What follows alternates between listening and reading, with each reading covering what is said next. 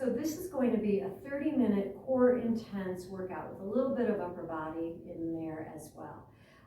We'll hit the legs and the glutes, the core, again, a little bit of upper body in 30 minutes. And we're going to begin standing. We're going to come on up through to a standing space so that we can reach the arms high to the sky, relax the shoulders, and sway the body. We want to start with just a little bit of warming up to help ourselves become present, to kind of tune in and notice how we're feeling today. And then let the hands relax to the sides in a soft kind of heart or belly-led rotation. You can kind of peek your gaze to your sides if you want. It's just a soft spinal flow.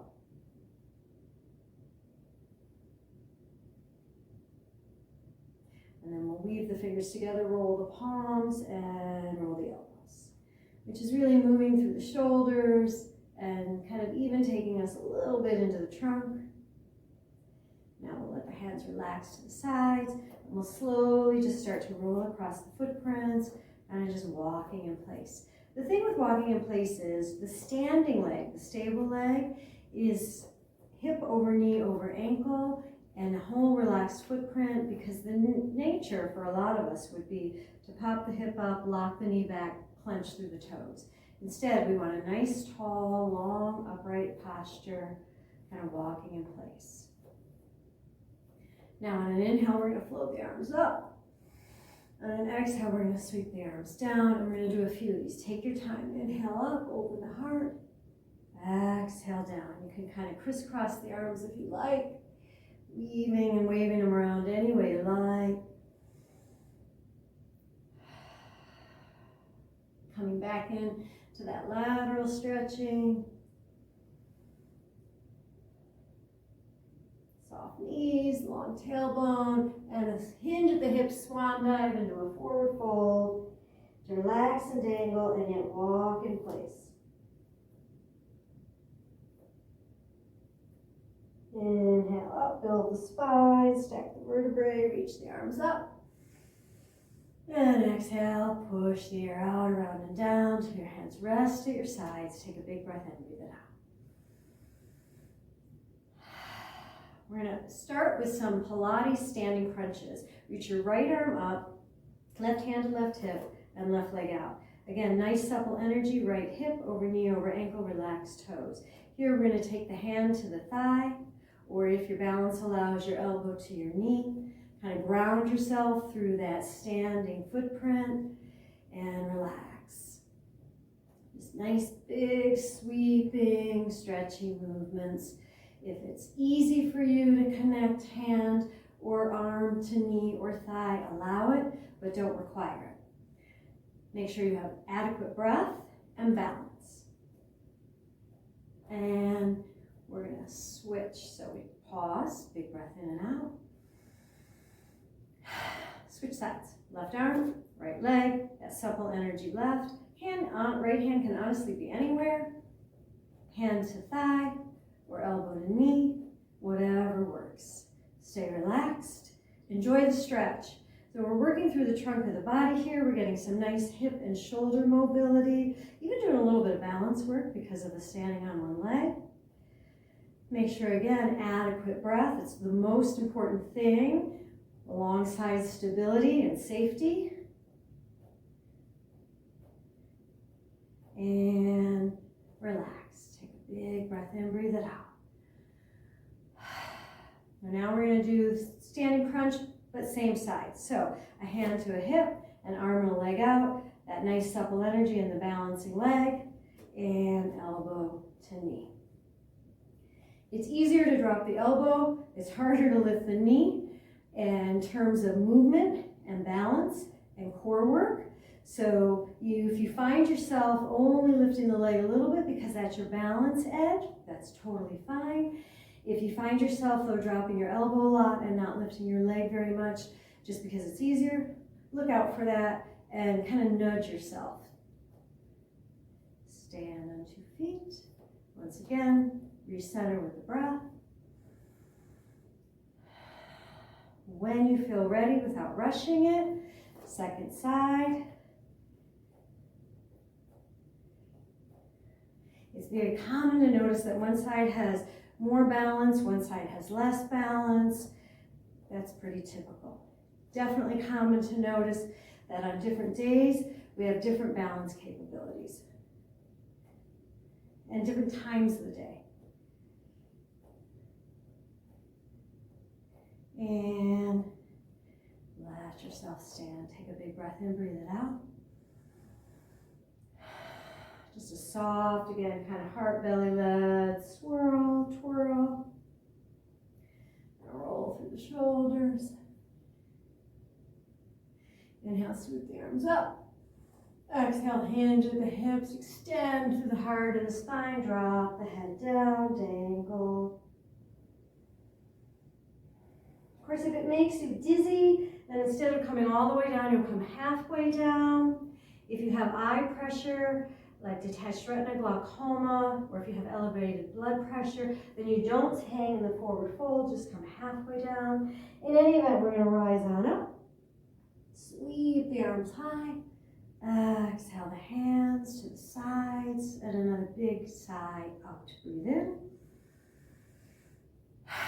Breathe out. Hands to the hips, elbows back. Just kind of opens the heart, helps us know that our hips are stable. We're going to march in place. This is really a yoga majorette, and when we do it in repetition, then we're just kind of changing up the way that it works and feels in the body. If you have stability and you want to, when you lift a knee up, you can swing it back or swing it out to the side, bring it back and home. Lift it up, swing it out, back and home. If you're going to repeat on one side as I'm doing, again, tune into the standing leg. You want a relaxed footprint. You want a supple, energetic knee, meaning it's not locked or rigid. You want the hip over the knee. And you want your heart open. One of the reasons why the hands kind of here help that proprioception. Where is my body in space? So you know that you're not kind of protecting yourself, kind of falling forward and rounding.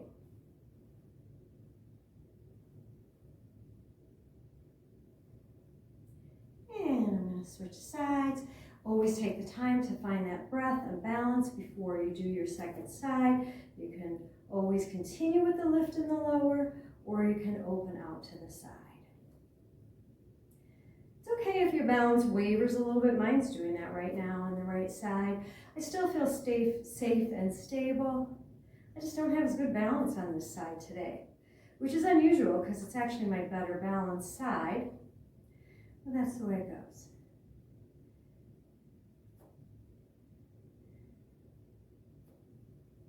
Great hip openers, working core strength, working the glute, opening through the adductor muscle, the inner thigh muscle near the groin.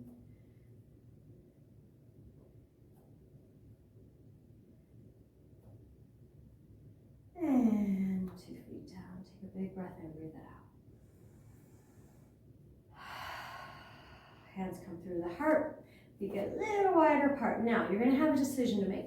Either you can shift the weight of the body deliberately into one leg, bringing the knee high, or if it's healthy for your knees, your back, your feet, you can sink and lift. Notice that there is no hinge. This is not a forward fold. It'd be easier to get low by doing this. What we're doing is this. If you were looking at yourself in a mirror, you would want to be able to see your full torso, the trunk of your body. You wouldn't want to be closing it off because you're hinging forward.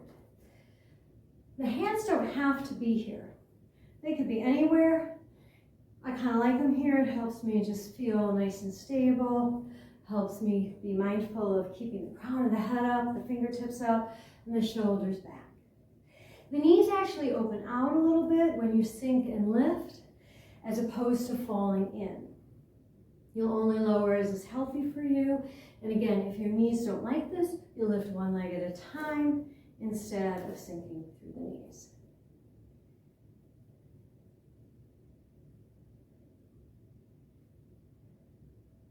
And we're gonna let that be. Hands at the sides, take a big breath in, breathe it out. the arms up. Exhale, stretch and reach off center, relaxing through the shoulders. Inhale through center. Exhale, stretch and reach. Inhale through center, open heart. And exhale, forward fold and dangle. Rise on up. If balance and breath allows, sweep the arms up.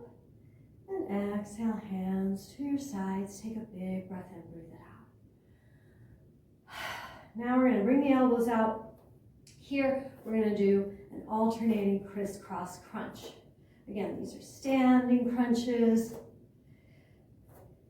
Again, much easier to drop an elbow, harder to lift a knee. So take good care of your body, but be mindful that you're not kind of unconsciously just falling into habits that are letting you make this easier.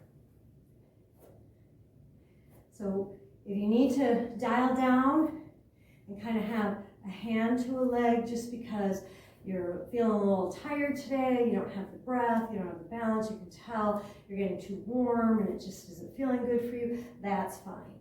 But otherwise, inviting yourself to kind of lift that leg as high as is reasonable for you, given your right now breath, energy, range of motion, balance, and strength. And we're going to let the 2 feet be on the ground. Just a soft kind of rolly twirl. Inhale up. Exhale off center. Inhale up. Exhale off center. These are good for your waistline as well as your nice stretch for your body. Inhale up. Then a forward fold. You'll notice on the forward fold, the arms could go out, they could go forward, they could even go back. What it feels better in your body. Inhale, roll up. You can simply allow your hands to rest at your sides, or you can sweep them up and bring them out, around and down. Take a big breath in through the nose, out through the mouth. We're going to go back to that very first one where we had an arm and the opposite leg. Doesn't matter which side, we're going to do both, but an arm and the opposite leg, and that standing crisscross crunch. Again, standing stable leg, nice relaxed knee, footprint. You feel steady and balanced. Here we're bringing the knee a little across the body. In the last one we did, we were bringing the knee a little more up. Prior to that, we were bringing the knee out. We're trying to get into the whole hip, glute area, kind of affecting different muscles as we work in different ways. Switch sides. Again, always balance, breath, stability, your timing. The hand that's not in the air moving back and forth can be anywhere. I tend to like to plant it at my hip or my waist. And you can have it anywhere. You could even have it up.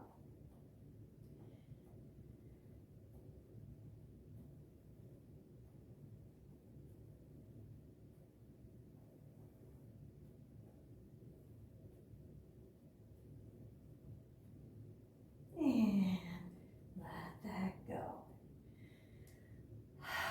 Big breath in and out.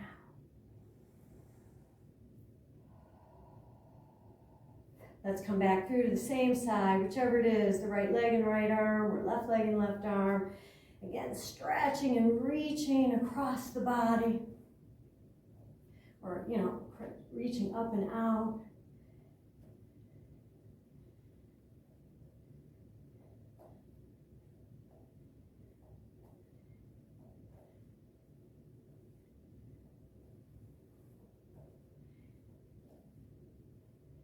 And switch.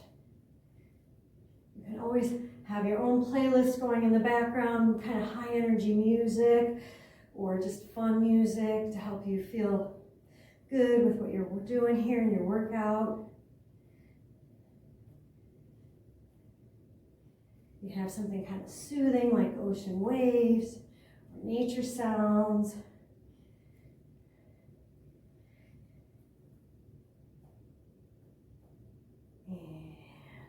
Let's roll into a hanging, dangling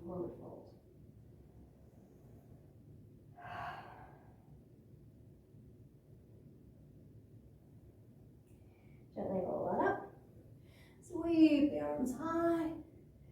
Reach the hands out, around and down. Roll through the shoulders. Take a big breath in, breathe it out. Take those feet a little wider again. Hands at the heart or hands at the hip, whatever you like. And we're going to sink and lift. Remembering that if this doesn't feel good, you can always march in place.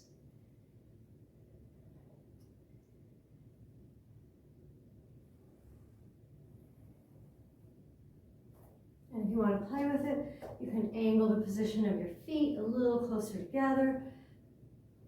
As you sink back, make sure you're not tilting like a duck's back through your tailbone like that. You don't need to tuck it way under. You just want to be aware that you're not popping your booty out. And be mindful, no knee pain. And remember, there isn't a hinge forward. It's like you're Jack in the Box, up and down.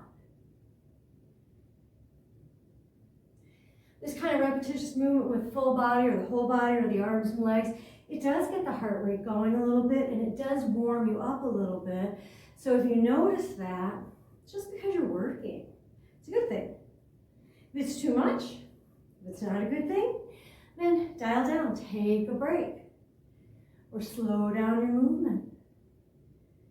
And inhale up, and exhale, sway.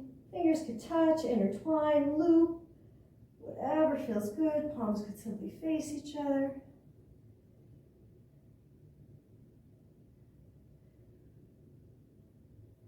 The forward fold, the feel good stretch or roll or bow.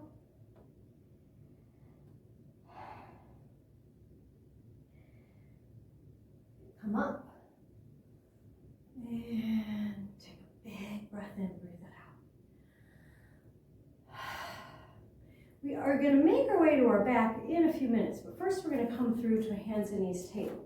Now on the hands and knees table, you've got your hands under your shoulders and your knees under your hips and the tops of your feet on your mat. For our purposes, we're going to start with about shoulders width distance between the hands. You want to see the color of your carpet, your floor, your mat, your towel, whatever you might be resting upon, in between all of the fingers. The fingers are splayed wide. The bendy seams of the elbows face each other, and possibly the crease of the wrist sort of parallel to an imaginary line or the short front line of your mat in front of you, so that you have nice balance here through the support of your body. We're going to do some tabletop push-ups. The elbows go straight back. Be mindful. This is the don't, elbows out. This is the do, elbows back. We're going to lift and lower. If it turns out that this does not work for you, you could always stand at a wall and do it at a wall, facing the wall. Your head and heart and navel would all face the wall. You put your hands on the wall at about shoulder's height, and you still work on bringing the elbows back toward your body, toward your torso, your hips. In our case, feel the elbows coming back kind of toward the knee, toward the ankle, as opposed to out. When you need a break, you'll take one. We want to hit the triceps even a little bit more here, so we're going to bring the hands closer to each other.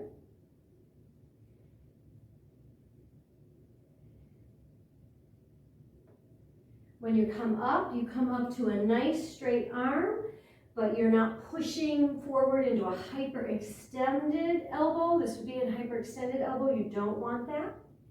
And as you use your handprint, the question is, are you using your handprint? Make sure that you're not just kind of pushing into the heel of the hand or the wrist line, that you are in fact using your handprint. Now I'm going to take the hands wider than the shoulders, and we're going to do a series here. We're kind of moving, by moving the hands, we're affecting where we're working across the muscle group, and the chest, and the upper back, arms a little bit, shoulders. Still, always think, are the elbows going more back than out?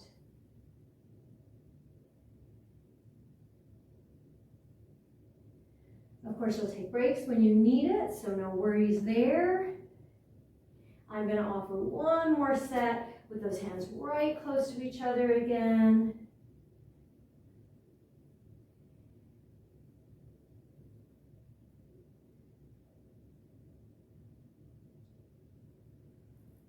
easy, relaxed breath. Use your whole handprint.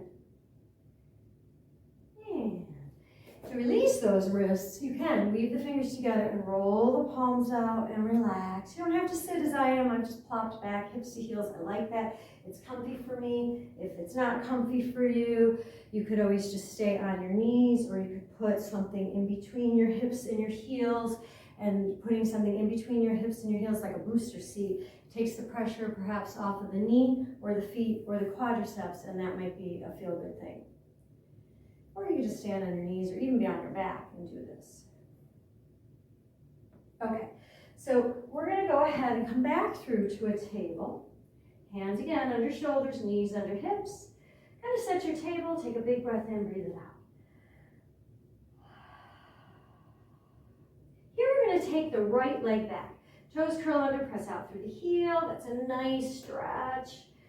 But if and when you like, let that right leg float about hip height. Bend through the left knee, flex through the left foot without locking or collapsing through either elbow, without jamming through either wrist. Just lift your right foot up and down, almost like you had a stack of books on your right foot. And we're in the glute here. Still a weight-bearing posture. So we're still asking the wrists and the left knee to kind of bear the weight of the body. Make sure that's a healthy thing.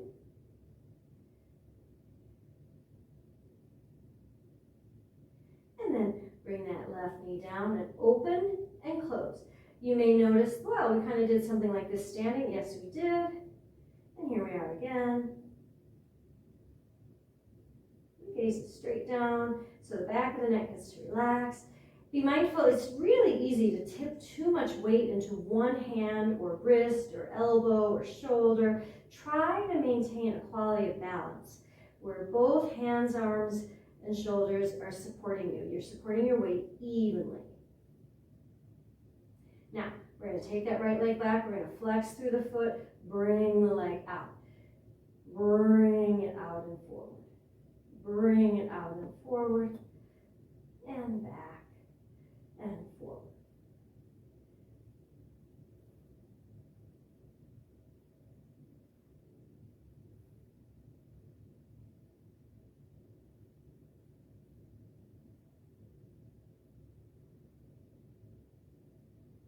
And now, point through those right toes and draw a little circle through the right leg. By the way, if you feel this in your left glute, you're not alone and you're not doing anything wrong. In fact, you're doing probably everything right. The right leg appears to be the leg that's doing all of the work, and it certainly is working, but the left leg is helping to hold the body in this position and do the work as well. Take the right leg, circle second direction. So the beauty of everything that we do is the full body's working, no matter which side seems to be having its turn.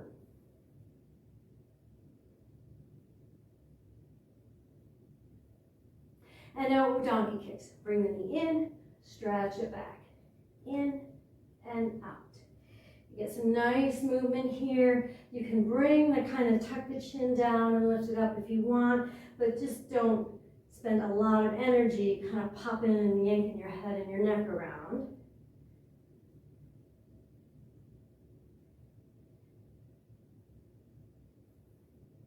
And drop that right knee down. I'm going to suggest a nice stretch, a little relaxed stretch, and it's child from yoga, hips to the heels, head down. Again, bodies are different, so your knees may want to be together or apart. You may find that you have uncomfortable pressure on your knee or your quads or your feet if you don't have kind of that booster seat, or that you want that support system kind of supporting your torso or your head. It's all about comfort, and there's nothing wrong with taking support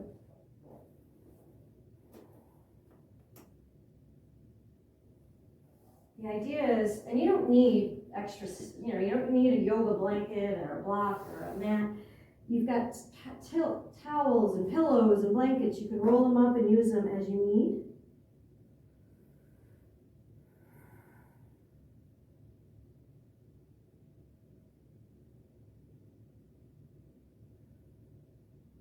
Kind of a little nice opportunity to stretch the body there. Okay, so we're going to come back through to this table, reset the table, take the time, make the effort, fingers splayed wide, use the whole handprint, bendy seams of the elbows facing each other, sort of short front edge of the mat parallel to the crease of the wrist line. Stay nice and stable here. Take the left toes back, curl them under, press out through the left heel. Lift the left leg, and if you'd like, bend the left knee, flexing the left foot. Remember the stack of books, the imaginary stack of books on your left footprint. And it's like you're just pushing those books up to the sky. It's very easy to kind of collapse an elbow or to lock an elbow or to jut a shoulder forward or to tip into the hip of the leg that's on the ground. So you're still trying to have stability, even though you're now more of a tripod than a table. And then bring the knee down and open it up, out to the side and back. Try for well-controlled movement. Think quality over quantity.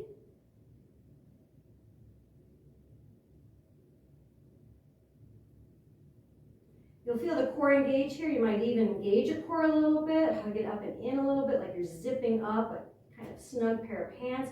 But you don't want to hug and tighten so much that you can't breathe easily. Obviously, you need to be able to breathe easily.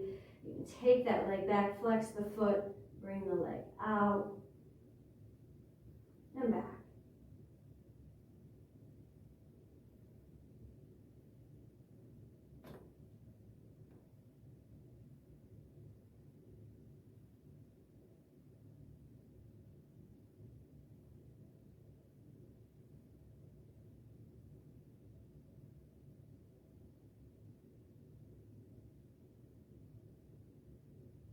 And now we're going to donkey kick.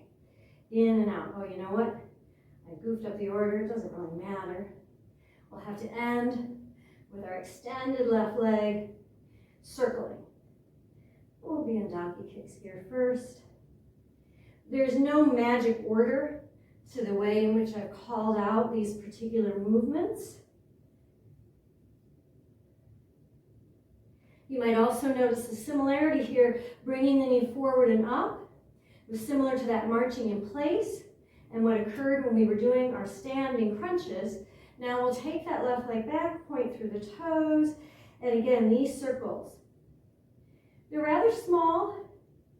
You're striving for control. More important than how well controlled you feel your circles are, that you have that balanced energy across the handprints, that you're not jamming the heel or the hand or the wrist or locking or collapsing elbows. And when you're ready, just change the direction of the circle. It doesn't matter if you do clockwise or counter first.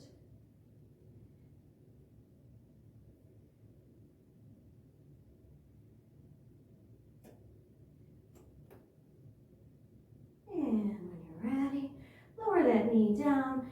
I like to take my knees wide. It feels good to me. Slide hips to the heels. Head forward. Sometimes it can feel good to sort of now take the elbows out to the side.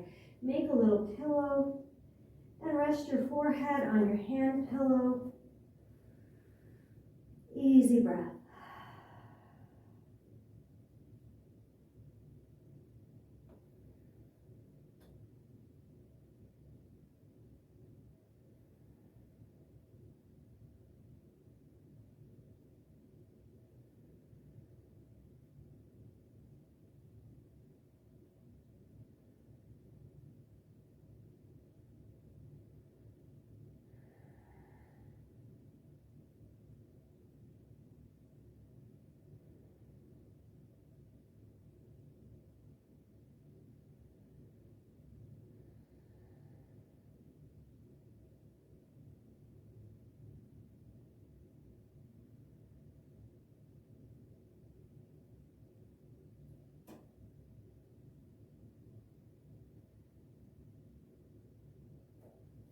From here, you can simply be done if you want, or bring your knees back if they did go wide. Be mindful, come back into your table, hands under shoulders, knees under hips. And give yourself a stretch. Curl the toes, lift the knees, lift the hips, stretch out. You can adjust for comfort or stability, balance. Relax the shoulders down the back. Push the hips high and the thighs back. It's okay if the heels touch the ground. It's okay if they don't. That is certainly a function of stability and balance, range of motion, and just length in the body and the capacity to stretch. But it's also a function of, well, how far apart did you put the heel of your hand and the toes of your feet? When you like, you can bring the hands back to the feet, sort of walk the feet forward a little bit, soften the knees. Each hand reaches for the opposite elbow. You dangle a little bit. Roll on up. Sweep the arms high. You can weave the fingers together, roll the palms up to just release those wrists. And with a nice long hanging tailbone, which is the base of your spine, your coccyx, lowest part of your spine, and the intertwined hands to release the elbows, or to release the wrists rather, you can take the elbows back. Nice little heart opener. Just open across the heart and the sternum. Stretch and sweep out, around and down. Kind of roll the shoulders. Softly twirl a little bit. Inhale up. Soft knees, soft toes. Exhale, stretch and relax. Breathe. If you want, you can bend your knees and kind of rest your torso. If you'd like, you can reach your hands behind you and open the shoulders here.